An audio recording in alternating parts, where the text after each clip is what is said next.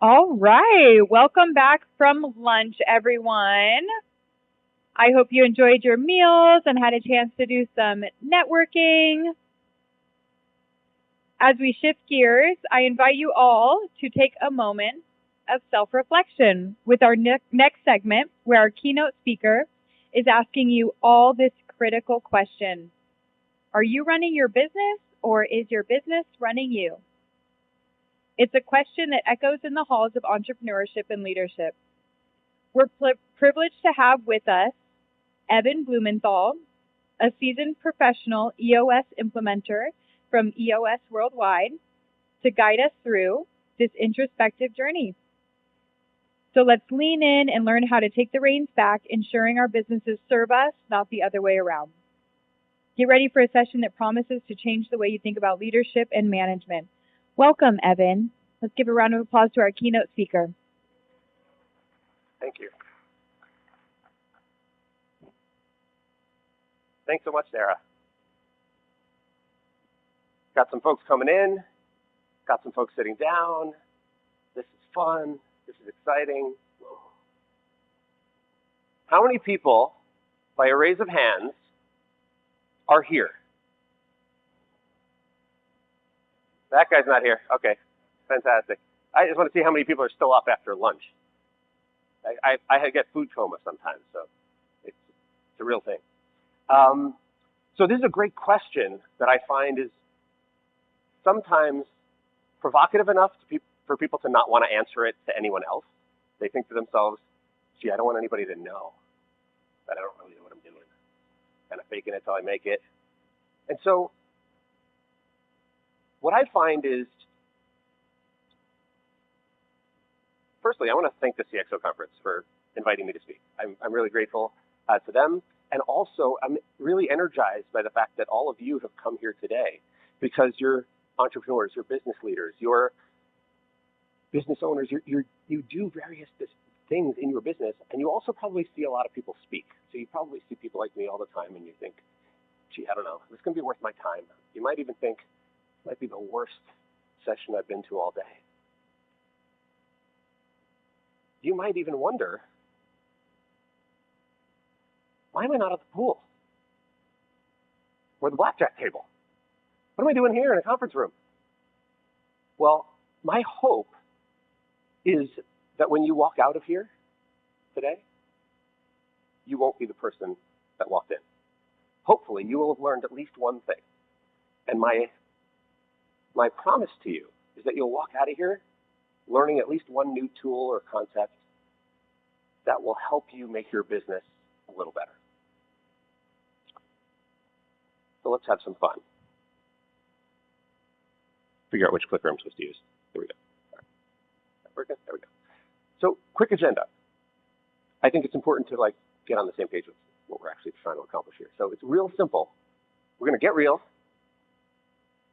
We are going, and by the way, when I say get real, what I mean is I want to learn a little bit about you, a little bit about me, make sure that you don't think I'm practicing on you. Next thing we're going to do is we're going to keep it simple. Anybody prefer complexity to simplicity? Just curious. Okay, I got one. Okay, fair enough. I appreciate the honesty. And by the way, we're going to have somewhat of a conversation. I'm not talking at you. We're going to talk together. And so I encourage audience participation within the context of me asking some questions and hopefully getting some participation there. Third thing we're going to do is we're going to share some tools that will help you get results. Now, I think it's important to level set expectations. Sometimes I do 30-minute keynotes. Sometimes I do 60-minute keynotes. Sometimes I do 90-minute talks. Sometimes I do half-day workshops. I'm going to give you some stuff that's going to feel like you're getting hit with a fire hose, but I'm also not going to try to overwhelm you too much because I want to have somewhat of a dialogue. So everybody on board with that? Awesome. So just as we think about getting real, how many of you are here representing your company as the owner of the business in some way, shape, or form? Owner, you own some or all of it. Okay, that's good. How many of you are the person who runs the day-to-day. You're managing the business day in and day out, regardless of the ownership percentage. Okay? And how many of you do the work for one of the two people who just raised their hands? Anybody? Okay, just to get a sense of the room. Another quick question. How many of you have somewhere between 1 and 20 people in your business? Somewhere between 1 and 20, whatever you call people. Okay? Between 21 and 50? Anybody between 21 and 50? Anybody more than 50? 50 to 100? Yes, no? Anybody more than 100? No? All right, the bar opens at 5:30, so if anybody does have more than that, just know, I think 5:35 to be exact is when the bar opens. Just make sure we're keeping it real. So one of the things that make things a little bit easier to understand are context, right? I think context is important. So what I want to share, I just answered a couple of quick questions that gave me a little bit about you. I want to share a little bit about me just to give you a sense of why I do what I do, why I'm even up here. So I grew up in an entrepreneurial family. I was a childhood entrepreneur, selling snacks and comic books out of my locker and knapsack as early as 6th or 7th grade. And I always had that inner drive, that need to be selling something. And what I found was, as I grew older, that drive didn't go away. It just kind of shifted into different ways. And so as I was graduate school, I was thinking, all right, I got to go get a real job. I always thought I was going to join the family business, and so called my dad one day and said, hey, I think it's time for me to join the business. We sold yarn for knitting and crochet. Any knitters or crocheters out there? Yes, no. All right, they're all at Michael's. Fine. Or shopping on Amazon. Maybe they're at Walmart, I don't know. Joanne's in a little bit of rough shape, so we'll see where that goes. He said, you got to work elsewhere for at least 2 years before you could join the family business. Unwritten family rule. By the way, great rule. If anybody here has family business, highly recommend instilling some type of rule that requires family members to work elsewhere beforehand. So I said, okay. You know what? I figured there's no better place to learn about business than the world's largest company. So I went to work for Walmart. I started as an hourly associate, went through their management training program. 6 months later, was promoted, and became an assistant store manager, and ultimately spent about 4 years helping run or manage about 11 different stores in the Northeast. And what I learned while I was there was not only how to run and operate a great business, but what it looks and feels like to work for a company that's truly mission-driven, purpose-focused, and living and breathing its core values every day. I didn't realize how important that would be until a little bit later in my career. Anyway, fast forward, about 17 years ago, I was called into my family business. Spent the first year streamlining some operational efficiencies, transitioned into sales, took over international sales, e-commerce. Spent the next 12 years growing those areas about 25x, and then I took on sales responsibility for the entire company. And what I realized is, as much as I saw success on the sales side of things, I was really frustrated because as a fifth-generation member of a multi-generational family business that has as many as 8 family members simultaneously, you can imagine the dysfunction. Family politics, drama, agendas, egos. We didn't have alignment. We weren't clear on where we were going, how we were going to get there. There were some people that were more focused about their direct bloodline lineage than they were about what metrics or measurables we were going to hit as a company. And that was really frustrating to me. So in 2016, I had joined an executive peer group. And a few months later, I was sharing some of my frustrations with the other members of that group. And one of them said, hey, have you heard of this thing called the EOS? I said, no. What's that? I said, well, it's just a way of orchestrating and harmonizing all the human energy in your business so you could run a better business and live a better life. I said, that sounds good. I'd like to hear more. I said, well, let me introduce you to my implementer. Sure. Set up a call.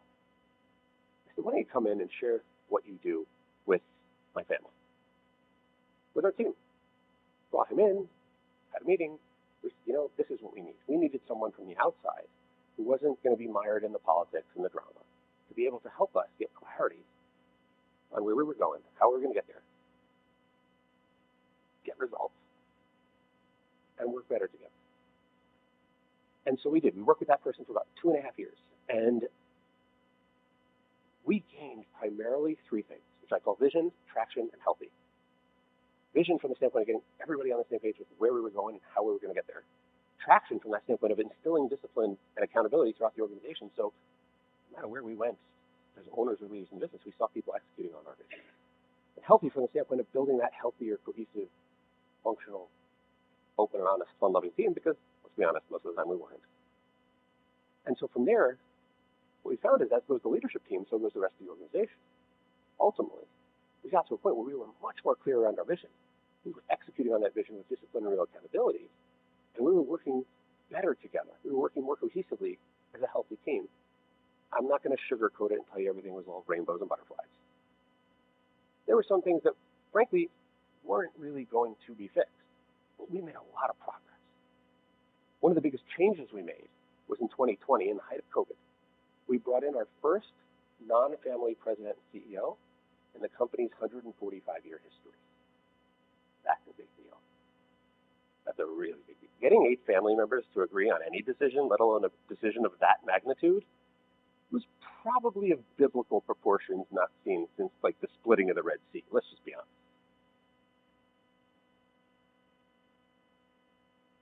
It was a game changer. 2021, we started getting private equity offers that were off the charts compared to where they were 5 years prior when we started implementing EOS. And towards the end of that year, we had a really attractive offer that some of us, frankly, couldn't wait to take. Others weren't really interested. We had a conversation. Some wanted to stay, some wanted to go. We said, you know what? Those who wanted to stay said, what if we bought you out? Same valuation. We knew it was a real number. Said, you know what? Let's do it. Myself, my dad, my uncle, and one other family member successfully sold our stake in the business to our cousins. So our cousins are still running the business today. I put the money in red. And I decided to become a professional EOS implementer to help other business owners get what they want from their business, just like I was able to. I didn't realize it at the time, but I got everything that I wanted out of my business as a result of this process. So I'm standing here today, not only as somebody who does this for a living, but as someone who's lived this journey, who's breathed it, whose life, professionally and personally, has been completely changed for the better as a result of this process. So if it comes off as maybe a little passionate on my part, screw that. So over the last 2 years, worked with many different types of companies. But you're probably still wondering, what the heck is EOS? Anybody wondering, like, what the EOS? Is it a lip balm? It's not the lip balm. There is a lip balm, not what we're talking about. EOS stands for the Entrepreneurial Operating System. And what EOS is, as I said, is a way of harnessing that human energy in your business so that you can run a better business and live a better life. And so what we do as implementers is we help those leadership teams get on the same page with their vision. Instill discipline and accountability starting at that leadership team level and then migrating that down into the rest of the organization. And then helping them work better together, collaboratively, more healthily as a team. The kinds of organizations we work with are entrepreneurial. Most of them have between 10 and 250 people. That's the sweet spot that this was designed for. Doesn't mean that companies that are smaller or larger can't use many of these tools. I have clients that are smaller, I have clients that are larger. It helps. But like any tool, or any series of tools, it's only as good as if you use it as it's intended. So one of the things I always tell prospective clients is be careful what you wish for, because with this process, you'll get it. So I am one of about 800 or so EOS implementers around the globe. And over the last 20 or 25 years or so, Gino Wickman, who founded EOS and wrote the book Traction, and many others, he created this system, this methodology, if you will. But you're not going to hear anything that's radically new. It's not some latest management fad, no silver bullets, no magic pills. What he did was he realized that there wasn't a simple set of tools, a system you can implement as an entrepreneurial business or an entrepreneur. He took all of the various things that were out there and he simplified it, packaged it in a way that we can actually take action so that we can get real results for our business. And so one of the discoveries that he made was that there are basically two kinds of businesses that are out there.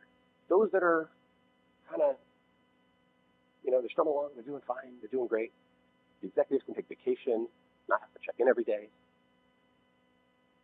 And then there's like everyone else, where like you're fighting fire, firefighters, or not even smoke detectors, you're just fighting fires all day. You're running after stuff, not really proactive, much more reactive. And you're almost like succeeding in spite of yourself, and you're not even sure how, but you just keep going, and you don't even like break up your head to see how you're doing because you're too busy doing. So he was so passionate about identifying what's that difference between the 95% of the companies out there that are just trying to make it to tomorrow without really following the process versus those 5% that have a sense of balance in the world. Yeah, they're doing what they need to do, but there's also that sense of balance. And so what he discovered is that there are 5 common frustrations that really resonate when talking with entrepreneurs about their businesses. So I'm going to share those with you, eventually, if I hit the right button. Starting with the first. How many of you have ever felt like you are maybe out of control in your business? Anybody? Out of control? One of our clients described it as they felt like their company was a van driving down the highway at 60 miles an hour. The back doors were flailing open, and they weren't driving it. They were running behind it, trying to grab onto the doors so they could pull themselves in and feel like they're driving it. I just want you to know, if you feel like your business is running you instead of you running your business, you're just normal. 95% of the companies out there feel that same way. How many of you feel like you don't have enough profits in your business? You're frustrated about profit. It's a very common theme. How many of you have people in your business? Raise hands. If you have people, anybody? Thank God, because as soon as there's no people, we're out of business. So we're managing human energy. So like half of you have no people in your business according to your hands. Communicate between the heads and the hands. Like make sure that you're on the same page. I feel like, let's just try one more time. How many of you have people in your business? Even one? One or more? Anybody have less than one? I have yet to find even an AI company that has less than one person in it. So, we're at like a tech and marketing and internet and all this stuff. I still haven't found a company that's got less than one. Anyway. The fourth frustration, actually, back to people can be frustrating. Right? Let's just be honest, right? Our employees sometimes are frustrating, our vendors, our clients, our kids, our spouse. You can't pay us enough to solve those issues at home, folks. That's not, what we do. The person you're driving behind on the expressway, people are frustrating, right? So how do you deal with that? How do you handle that? There we go. The fourth common frustration is this feeling of hitting the ceiling. This feeling that, we've grown to a certain point and we're not sure how to break through beyond that point. If that's how you felt now or you've ever felt that way, just know you're normal. And then that fifth frustration is you tried a bunch of stuff, you're reading books, you're going to consultants, you're talking to people, and nothing's working. You feel like you've become this flavor of the month company because you're trying all this stuff and nothing's really working. So if any of these frustrations resonate for you, just know that you're normal. And these are some of the common reasons that people come to us, because they realize they don't know what they don't know. They want to make it better. They want to get a grip on their business. We're going to keep it simple. One of the other discoveries that Gino found was that all entrepreneurs are juggling about 136 issues simultaneously. And what the discovery was that to the extent that you can strengthen the 6 key components of your business, those 136 issues tend to fall into place because they're really just symptoms of the true root cause. So if we get really down to it, these 6 components are the root cause of most of the company's issues, whatever you call it. But I'm going to share it with you with a quick high-level pass around the model. And what I want to also invite you to do is, if after this presentation you have any questions or you'd like to learn more, this is a completely help-first offer. I'm not selling anything.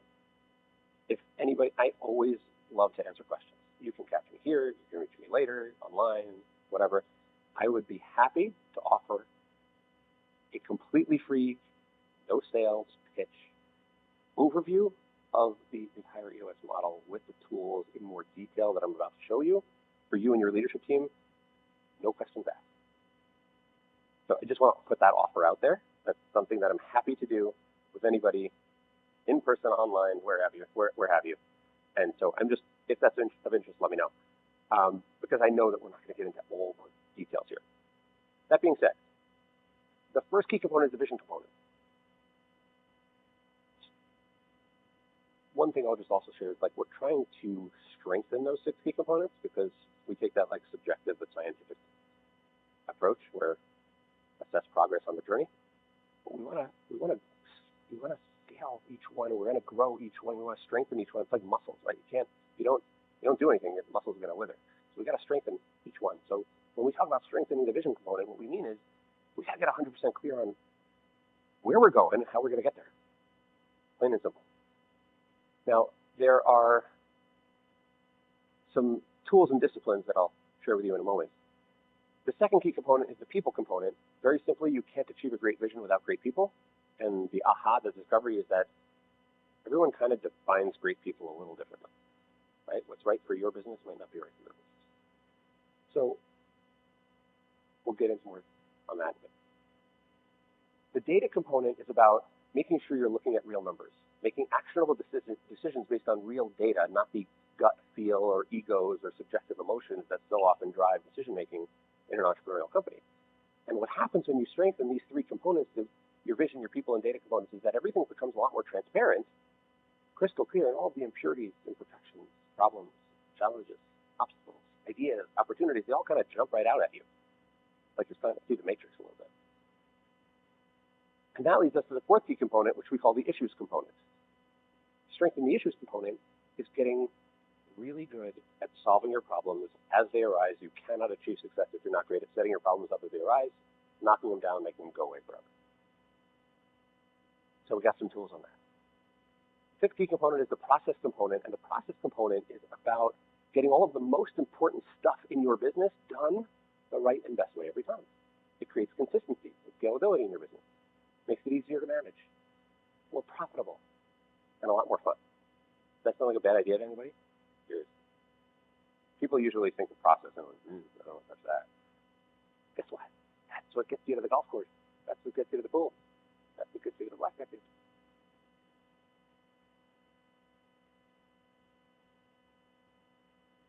Just a quick anecdote on that process. Discipline and consistency will set you free. Keep that in mind. Okay, traction is the 6th key component, final component. There's no coincidence that vision is at the top of the model and traction is at the bottom, because if you can't bring your vision down to the ground and execute on it day in and day out, Gino likes to say, vision without traction is hallucination. Right? Plenty of magic shows out there. Mentalists, all this stuff. Like, let's not be our own mentalists here. Okay.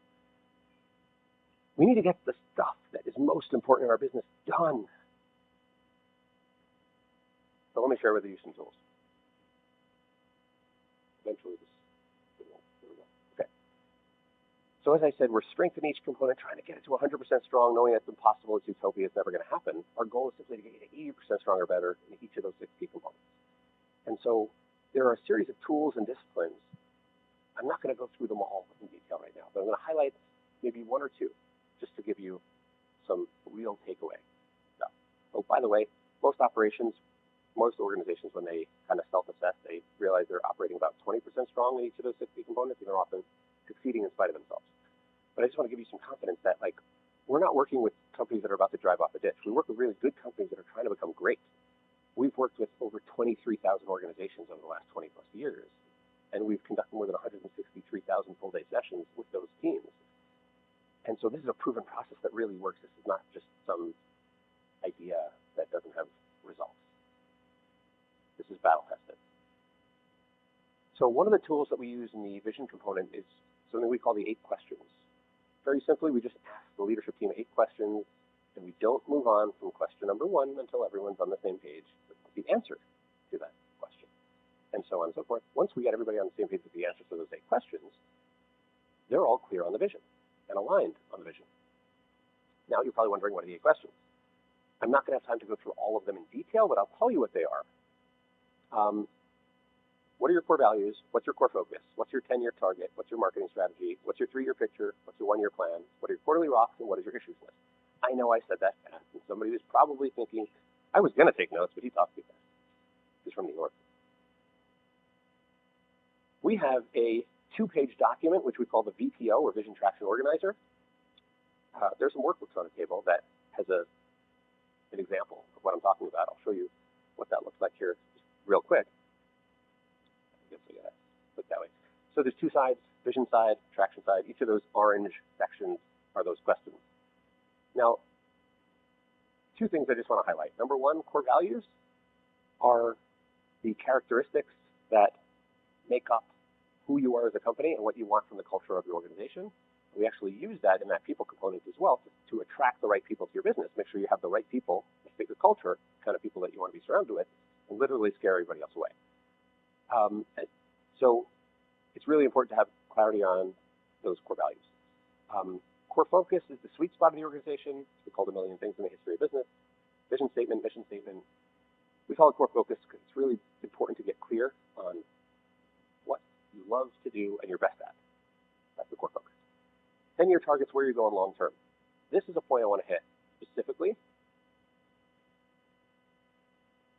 Where are you going as a company? Anybody drive around and like try to put in their GPS? Like, I just want to drive around. Tell me where to go. Without a destination. I've tried it. Ways that, what are you, stupid?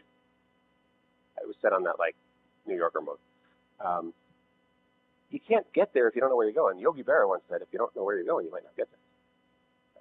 So 10-year target is, what do you want from this business that you're not getting today?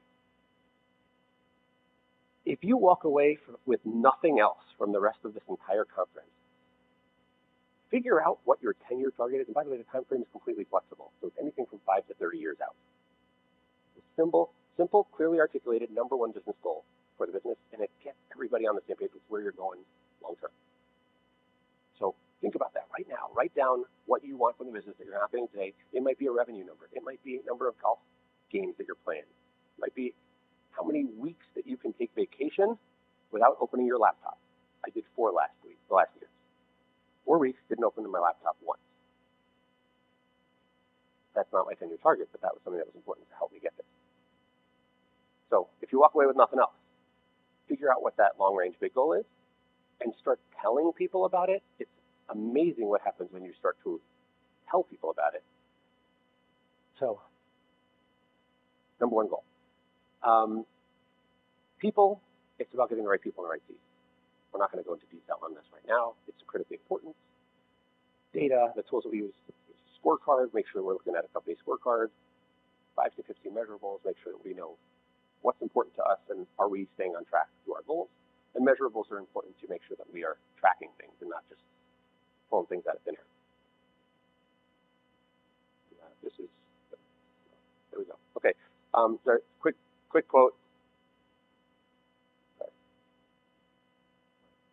Just on data. If we have data, one of my favorite business quotes of all time. If we have the data, let's look at the data. While we have our opinions, let's go with mine. Jim Barksdale, from former Netscape CEO. Anybody resonate? Yes. Okay. Love that.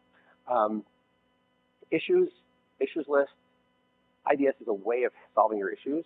Whenever you have an issue, you identify it, identify the root cause, discuss it, and solve.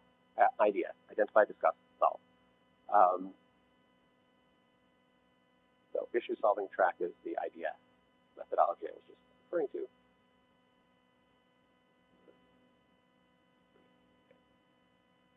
A lot of times people just end up like discussing the heck out of it.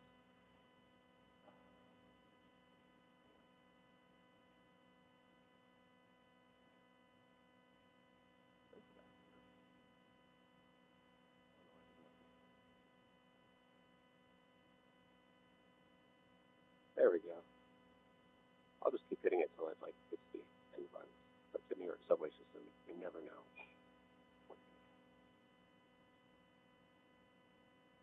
All right. So anyway, after the issues component is the process component. And like I said, there's usually like 6 to 10 things that make the business truly run.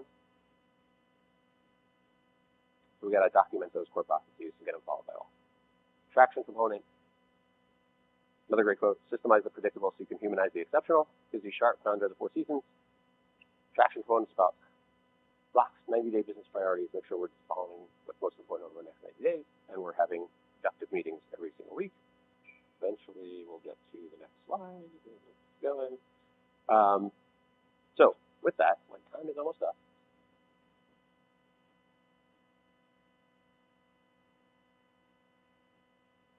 There we go. Progress. By the way, progress, not perfection, is a really important thing to keep in mind. So, as we think about getting results, these are a bunch of free resources. Well, some of them are free, most of them are free. You can go to eosworldwide.com, download a whole bunch of tools with QR codes on the back or in front of the flyers on the table. There's the Traction Library. There are now 7 books in the Traction Library that you can read about, but there's a bunch of free downloadable tools and videos that you can use. And like I said before, happy to offer 90 minutes of my time to each and every one of you that would like. And before I go, I want to try to get this fast. Might be better if you just hit the next button. There we go. Final thoughts. Anybody have final thoughts? Okay. You don't have to use EOS in your business, by the way. However you want to use a system to run your business, just choose one system and use that. Because whether it's EOS or something else, just choose one system. Don't try to pull it from a million places. That will help you. Where you go. We don't have time for questions. If you don't mind, like to take a passionately, scan that QR code. It should take no more than 30 seconds to answer the 2 questions that are on there. If anybody wants to reach me, you can, I'll go back, and you can click on the QR codes that are over there. Here's the survey. Thank you so much for your time. Appreciate it.